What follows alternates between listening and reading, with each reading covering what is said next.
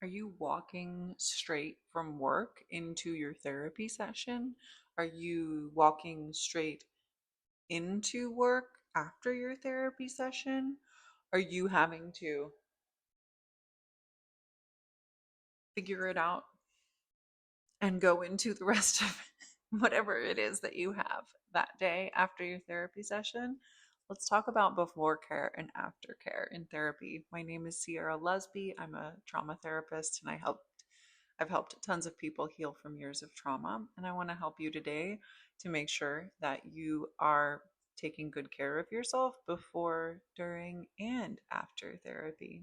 Okay, so let's think about like before care for therapy.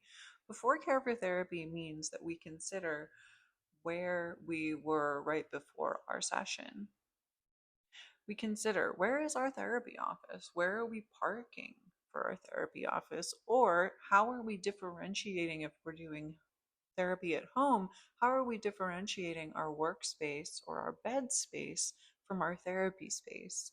I don't care if you sit in the same desk that you work in for therapy, but maybe we light a candle at the beginning of our session and blow it out at the end, or we change the lighting in the room, right?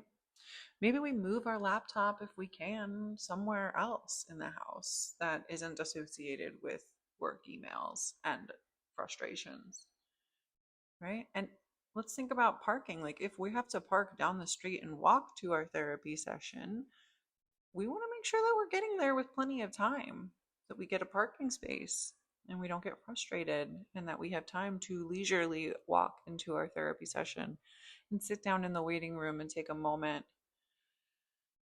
and breathe before we walk into the hard work that we're about to dive into,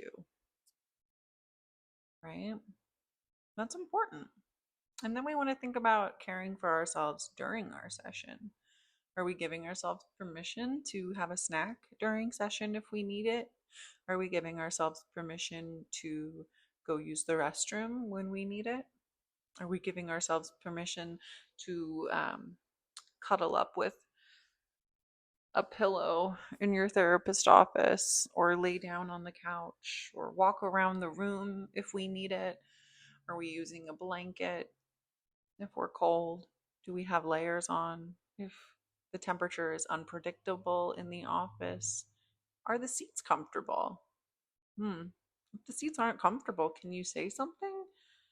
Can you brainstorm with your therapist and make sure that you, in your body, at least feel comfortable in the office so that you can be emotionally vulnerable in the office?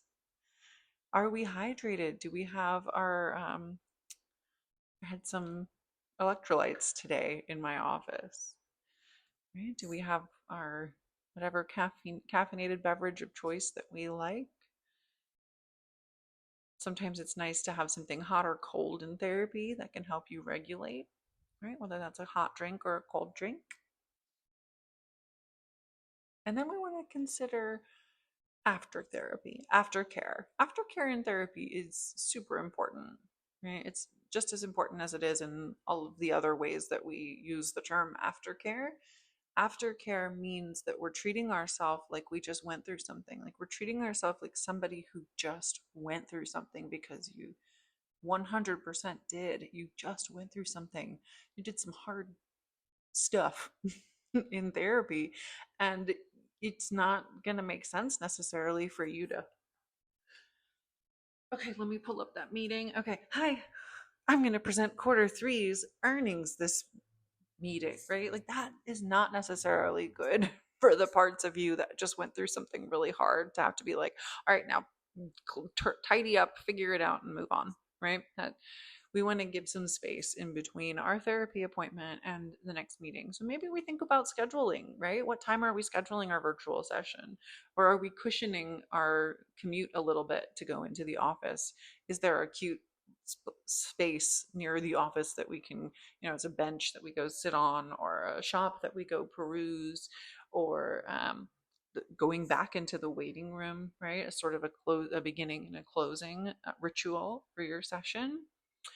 Are there ways that you can be advocating for yourself in your therapy session? So, hey, it's really hard for me transitioning out into the real world after therapy. Can we do a grounding technique? Can we um, start ending a little earlier, so that we have time to uh, spend more time looking at scheduling, or whatever it is that you meet after therapy is important. It is vital.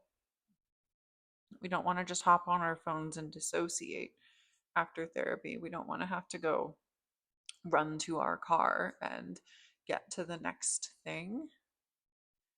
We do so much. We already rush so many places.